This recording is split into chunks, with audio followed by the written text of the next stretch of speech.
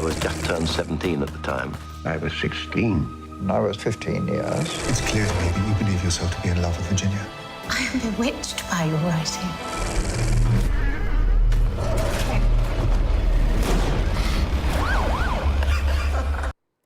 The Bloomsbury Group's literary lovers come to the big screen, a dark dramatic premise in a new film set in Quebec, and 21st century techniques bring the Great War to life in Peter Jackson's innovative new feature. Well, that's all coming up in today's film show, and critic Lisa Nesselson joins me for that. Hi, Lisa. Hi, Olivia. Now, we're starting with two fascinating literary figures played by two very talented actresses, and the film's directed by a woman as well. What did you think of Chanya Button's Vita and Virginia?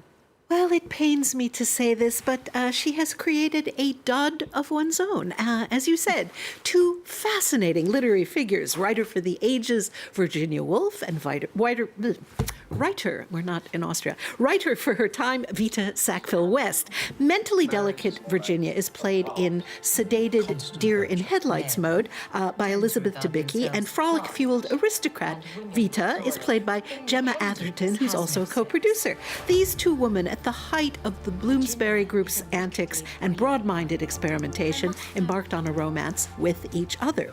Both were married, Virginia to Leonard Woolf, with whom she ran the Hogarth Press, which lovingly published such noteworthy authors as T.S. Eliot and Sigmund Freud, and Vita to Harold Nicholson, a prominent British diplomat in love with his wife, but also attracted to men, or as he puts it, I'm exhausted with this sapphic vortex.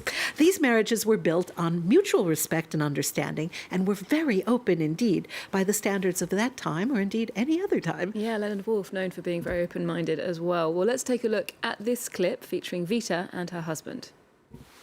I would argue that the most virile woman Is infinitely more feminine than the most feminine man. That kind of thinking implies damaging absolutes. That there is something necessarily passive about the feminine, and therefore that it should always be the woman who surrenders her opportunities. Now, you do agree that the joys of motherhood are sufficient compensation for any any such sacrifice? Emphatically not.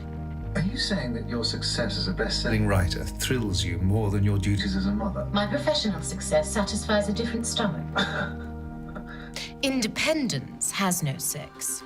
OK, well, it does look lovely, so why do you think it falls flat? Well, it collapses under the weight of overbearing pronouncements, such as you just heard. Leonard abhorred jealousy on principle, and in the film, Harold keeps admonishing Vita for frolicking with women too flamboyantly for the good of his serious career representing Britain in places like Tehran. Everybody is supposed to be daring and transgressive, but they come across as reasonable and dull. The sexiest thing for me was the gorgeous period automobiles. I swooned over those. I would run off to the continent with a 1920s convertible if it asked me, but the cars aren't saddled with painfully stiff expository dialogue or very difficult to deliver poetic dialogue, which alas, the humans are.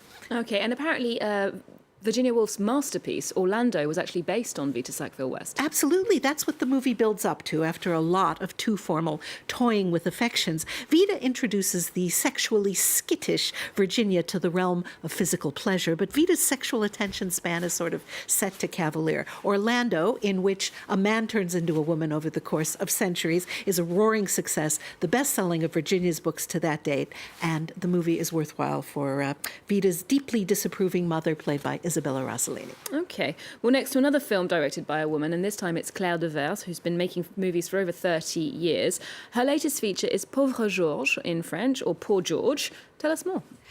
Poor George with an exclamation point is absolutely right. George, a French school teacher living in Quebec to be closer to his older sister, is played by the always exceptional Gregory Gadebois, formerly of the Comédie Française. Now, in 1986, Claire Devers won the Camera d'Or at Cannes. That's the trophy for the best first film by a first-time director for her debut, a startling S&M tale about a white guy and his black masseur called Noir et Blanc, or Black and White. In Poor George, it's been a month since George and his wife Emma moved to a very nice house out in the country.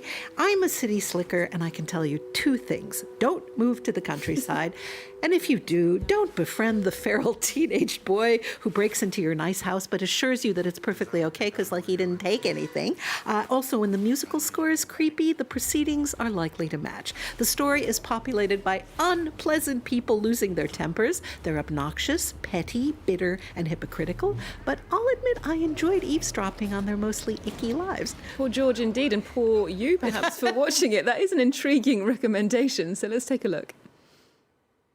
Les gosses comme toi, je les connais. Si tu termines pas tes études, tu vas droit dans le mur, tu le sais. Je discerne une certaine sentimentalité chez vous. Ce gosse, c'est comme une chance. Alors essaie de comprendre. Non, je peux pas comprendre.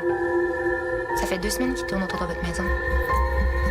À l'époque que je regardais dehors, il était là, en train de me fixer. Tu sais quoi, Georges? Ton visage n'a jamais aucune expression. À quoi tu penses? So this story was adapted from a novel by Paula Fox, which was actually set in New York. This has been transposed for the film to French-speaking Canada.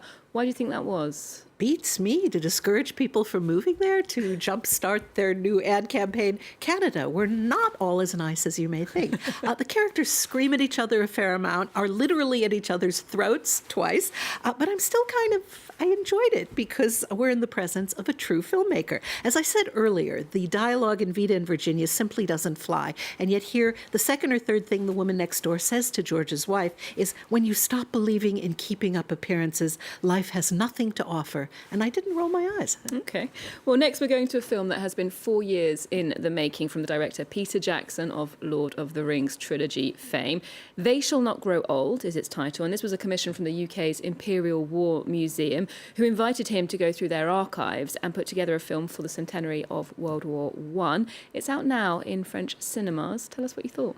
Well, they called it The War to End All Wars. That turned out not to be true. Jackson, whose grandfather fought in the Great War, has done a simply astonishing job of sifting through hundreds of hours of hand-cranked newsreel footage and 600 hours of oral histories and blending them into a near-seamless piece of first-hand testimony. We hear the voices of 120 former soldiers, and the composite picture is devastatingly affecting. The oral histories are particularly remarkable because the voices are so matter-of-fact, although what they're saying most of the time, to use their own term, is bloody awful. The enlistment age was officially 19 to 35, but many soldiers were as young as 15 or 16. For some, it was a sense of duty, for others, a sense of adventure, but society was definitely pressuring males to get themselves into uniform. Nothing could prepare a guy for the reality of the trenches, especially as the war dragged on, and they became a literally deadly morass of mud and feces and decomposing bodies. And apparently when he was making this film, Jackson actually went to the locations and tried to match the landscape to the colour that he was going to make the film in, and the uniforms and the equipment as well. Well, let's take a look at some of that meticulously colourised footage.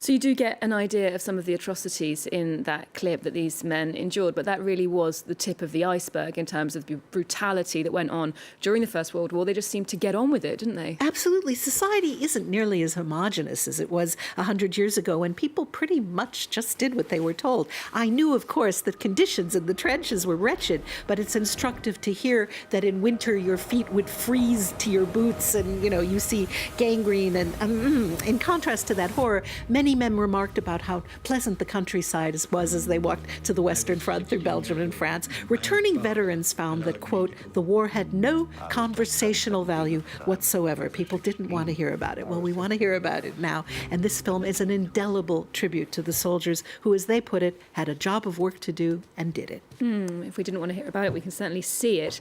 Well, finally, sadly, he didn't make it to 130 years old, but it's been precisely that long since Charlie Chaplin was born, and his films have definitely stood the test of time. I think they're still very much around, and this week re-released in France in restored versions. Yes, his work absolutely lives on. Charlie Chaplin wrote, directed, acted, composed the music. He was the consummate film artist and a glorious example of an immigrant. He was born into poverty in England in 1889, taking full advantage of the American dream. It's hard to imagine the movies without his pioneering genius. Probably only Mickey Mouse is as instantly recognizable to so much of the planet as Chaplin's character, the little tramp with his cane. His modern times gave us a brilliant picture of the working class and social comedy. City Lights is an unconventional love story in the Not a Dry Eye in the House mold. The Great Dictator ridiculed Hitler with spectacular and enduring dexterity, and Mr. Verdoux tackled the story of a dapper French serial killer who murders his wives for their money.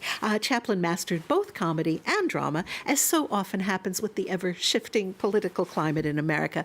Chaplin was unfairly blacklisted for supposed communist sympathies, went into exile outside Vevey, Switzerland, with his wife Una O'Neill and their 8 children. I'll admit that when digital restorations of films began, I found the results too crispy, too clean. Film has imperfections. Zeros and ones are always wearing their Sunday best, but these restored prints are an absolute joy. Okay, that's a fantastic opportunity to complete your film education then. Thank you so much for joining us this week, Lisa.